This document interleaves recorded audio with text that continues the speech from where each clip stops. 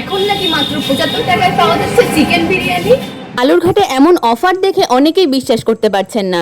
বালুরঘাটের বিরিয়ানির ডিমান্ড কতটা সেটা তো তোমরা সকলেই জানো। আর সেই কারণেই বালুরঘাটের জনপ্রিয় ফুড প্লাজা তাদের 6 বছর পূর্তি উপলক্ষে নিয়ে এসেছে এক দুর্দান্ত চমক। মাত্র 75 টাকায় চিকেন বিরিয়ানি। হ্যাঁ, ঠিকই শুনেছো, বালুরঘাটের বুকে এই প্রথমবার এত কম দামে পরিবেশন করা হচ্ছে এই চিকেন বিরিয়ানি।